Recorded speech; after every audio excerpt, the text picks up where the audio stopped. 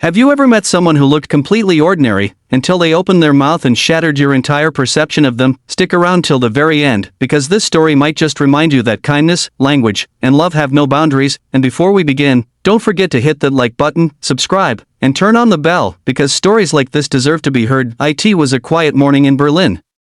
The coffee shop on the corner of Friedrichstrasse had just opened its doors, the smell of fresh pastries and espresso filling the air.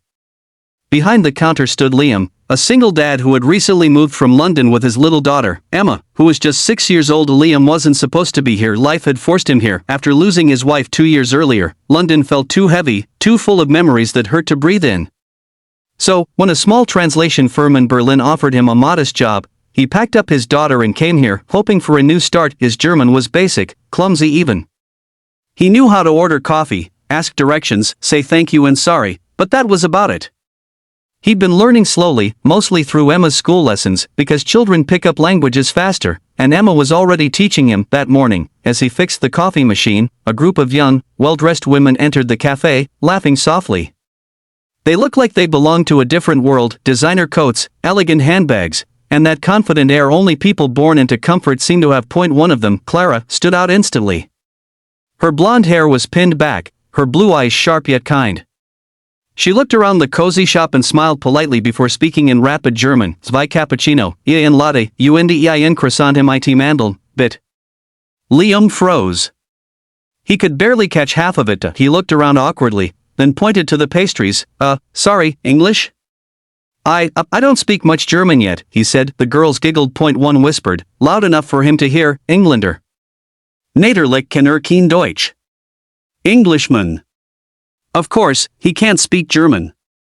They laughed again. Clara gave them a small look, maybe to quiet them down, but she didn't correct them. She said a few more words, something about people who move here but don't even try. Liam didn't respond. He just smiled, nodded, and went to make the drinks. Behind him, Emma peeked from the back room where she was coloring. She noticed the women laughing and frowned, sensing her father's discomfort.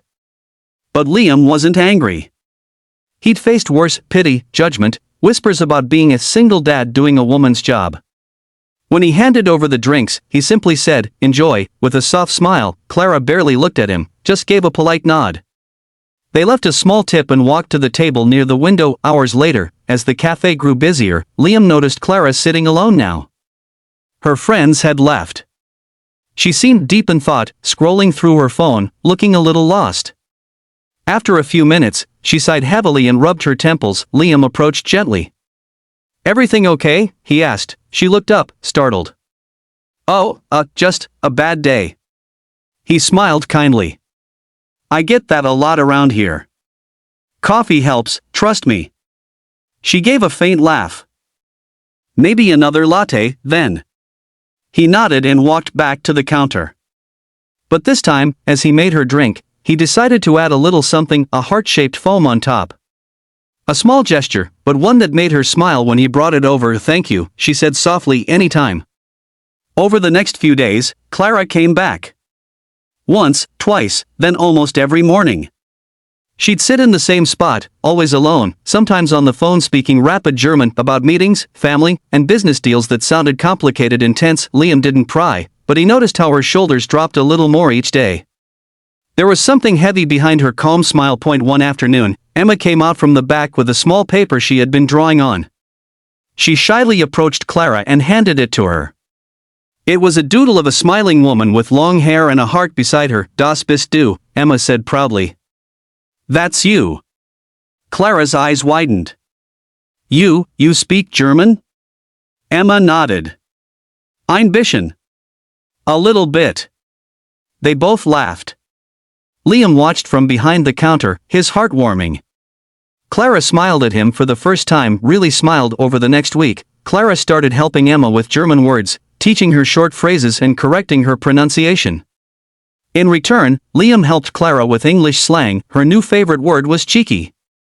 It became their quiet routine. Morning coffee. Lessons.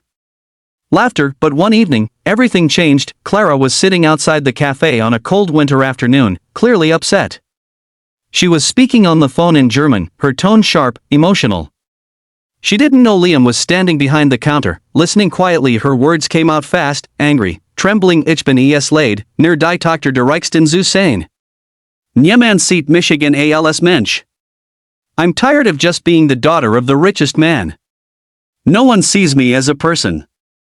Then quieter, almost breaking, she whispered, Ich wollte einfach jemand sein, der normal behandelt word. I just wanted to be treated like a normal person. Liam felt something twist inside him. He understood every single word. She wasn't just some rich woman from a different world. She was lonely. Trapped. When she ended the call, she turned and froze. Liam was standing there, holding out a warm cup of tea. She blinked. Oh, I'm sorry, you probably didn't understand any of that. Liam looked her straight in the eyes and said softly, in perfect German, Ich hab Jed's Wort verstanden. I understood every word. Clara froze. Her eyes widened. The cup trembled slightly in her hands. You speak German, she stammered. Liam nodded. Fluently. I just don't use it often anymore. But, all this time, he smiled gently. Sometimes, it's easier to listen than to talk. Her eyes filled with tears. You heard everything? Yes, he said softly. And I think you're doing fine. You don't have to prove who you are to anyone. That was the moment something changed between them. The walls fell. The pretense was gone. They began to talk, really talk. She told him about her father's company, about being expected to take over even though she wanted a simpler life. He told her about losing his wife, about raising Emma alone, and about why he'd chosen Berlin to give Emma a childhood full of kindness, not money. A week's passed. The cafe felt warmer every time Clara came by. Emma adored her. And slowly, Liam and Clara began building something fragile yet real, something built on honesty, laughter, and small acts of care. But not everyone liked it. When Clara's father discovered she'd been spending time with a cafe worker, he showed up one day unannounced. Tall, commanding, his voice filled the cafe as he spoke harsh German words Liam understood all too well. Du bist ein Schande für unsere Family, Clara. You're a disgrace to our family. Liam didn't react. He just held Emma close, watching silently. Clara stood tall. For the first time, she didn't look afraid. She turned to her father and said calmly, He may not be rich, but he listens. He understands. And he treats me like a human being. Can you say the same? The cafe went silent. Her father stared, speechless. Then, without another word, he left. That night, Clara cried in Liam's arms. He didn't say anything. He didn't need to, because love, sometimes, isn't loud. It's quiet. It's a language of its own. Months later, Clara's father returned, not to fight, but to apologize. He saw the change in his daughter, the peace, the joy, and he finally understood. By spring, Liam's little cafe had become the most loved spot in the neighborhood. Not because of the coffee, but because of the people inside it. Clara helped expand it, turning it into a small bakery cafe that welcomed everyone, locals, immigrants, rich, poor, and every morning, Liam would whisper to Emma, See, love, life's best stories are written when you listen. As for Clara, she never forgot the moment the single dad replied in German, Ich verstehe Jed's Wort.